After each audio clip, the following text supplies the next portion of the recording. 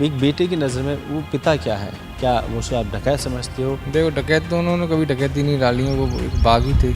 ऐसे बदमाश नहीं था कि लुटेर हो कि कोई अपराधी हो, अपराधी नहीं हो। मेरे चाचा जी के और ताऊ जी के दोनों को गोली लगी थी, उनको छोड़कर वो समाज के लिए आरक्षण में गए थे। आप समझाते थे कभी जगन कोई चीज़ करता तो? हाँ, हम भारी समझाते कि लाला ज़्यादा मत घूमो करे, ऐसे तू रहे करे।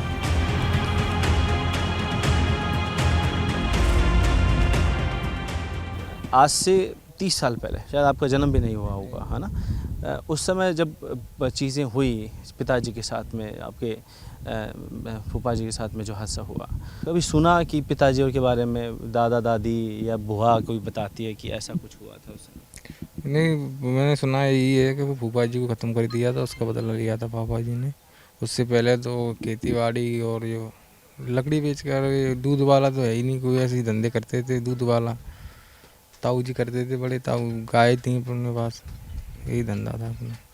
वो दादाजी थे जो पंच पटेल थे, पंचायतें करते थे, लाइसेंसदारी थे। उस ज़माने में लाइसेंसदारी तो आदमी को पंच पटेल माने जाते हैं। लाइसेंस किस चीज़ का? बंदूक का लाइसेंस था उस ज़माने में भी लाइसेंस। हाँ, दादाजी को। संत को लाइसेंस की क्या जरूरत पड़ गई? नहीं, वो पहले मेरे दादाजी हैं, उनके पिताजी भगत थे, अच्छा। तो उसके बाद दादाजी बन गए। दादाजी खत्म हो गए, ताऊ जी बने। ये तो परंपरा चली आ रही है, वो मरने के बाद भगत बनते जाते हैं, पुजारी। हाँ।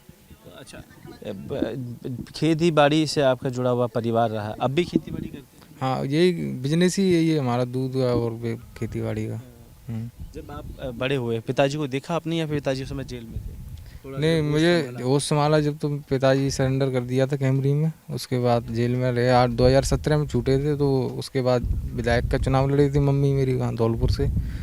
उसके बाद जो है कि झूठे केस लगाना शुरू कर दिया। कभी यहाँ मॉनिटरिंग करने लग गए उनको, कोई भी झगड़ा हो जाता तो उनका नाम ले देते, या फिर कोई जिस सड़क का टेंडर होता है उसको कोई और रुक जाता और पिताजी के नाम रख देते थे, जगन बंद कर गया इसको।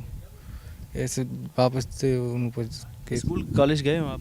हाँ, मैं 10वीं तक पढ़ा हूँ। स्कूल में कभी बच्चों ने आपको छेड़ा, कुछ बोला कि डकैत का लड़का है, इस तरह की? क्योंकि बुलिंग होती है स्कूलों में, अक्सर लोग बोल देते हैं। पापा जी का कभी नाम यूज नहीं किया है स्कूलों में इन चीज़ों में। क्यों? मैं तो एक सभी शिष्य समान होते हैं, तो मैं कभी ये नहीं कहता कि मैं डकैत का लड़का हूँ। क्या एक बेटे की नज़र में वो पिता क्या है? क्या उसे आप डकैत समझते हो या एक समाज का मसीहा समझते हो? किस नज़र से आप देखते हो? देखो, डकैत तो उन्होंने कभी डकैती नहीं डाली है, वो एक बागी थे। और बागी उसे कहा जाता है, क्रांतिकारी होता है।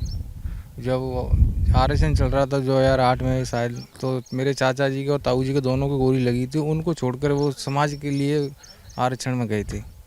हाँ, उनको गोली लगी थी, पुलिस ने मारी थी दोनों को मुठभेड़ में, एक में। तो उनको छोड़ के वो समाज के लिए वहाँ पहुँच गए थे। तो परिवार में कैसे हैं? परिवार साथ रहता है, अलग अलग है या मतभेद है? क्योंकि ये ज़्यादातर परिवार अलग हो चुके हैं। नहीं, ये अभी तक तो हमारा परिवार सब एकता ही बनी रही है और आगे भी बनी रहेगी। हमारे परिवार में कोई मतभेद है। मेरी 3 मम्मी हैं, उनमें भी कोई ऐसा वो नहीं है, एक साथ रहती हैं। क्या इस पूरे मामले में समाज को किस नज़र से देखते हैं? समाज, क्योंकि शायद जगन का नाम अब तक देखें सब खौफ से लिया करते थे, लेकिन अब लोगों के लिए मसीहा, लोग जिंदाबाद के नारे लगा रहे हैं। देखो, समाज के लिए तो पापा जी कभी अपराधी थे ही नहीं। अगर अपराधी उनकी नज़र में होते तो कि कल इतनी जनता भीड़ इकट्ठी नहीं होती।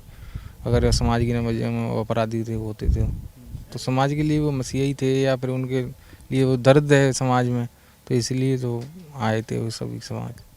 ठीक है।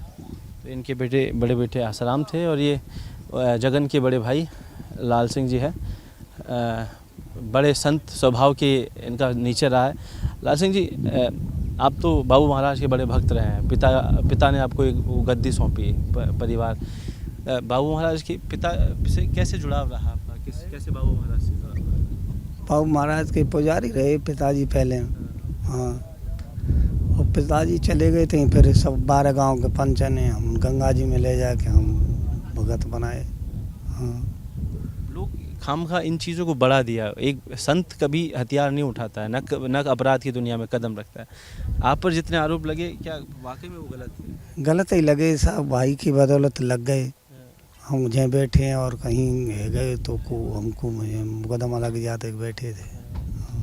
अच्छा, अच्छा, पूरे आपने देखा जगन के बारे में, आपने भी सुना ये चीज़ें हुई, भाई था आपका तो, और परिवार में, क्योंकि कल देखा आपने पूरी सरदानी में इतने लोग इकट्ठा हुए, शायद पता नहीं होते ना होते एक समय में, लेकिन इतना बड़ा नाम कम उन चीज़ों में, क्योंकि उनके नाम के आगे डके था, उसके बावजूद भी इतने लोग इकट्ठा हुए। ऐसे बदमाश नहीं था कि लुटेरो हो कि कोई अपराधी हो, अपराधी नहीं हो, संसार से तो मिलवे वाया हो।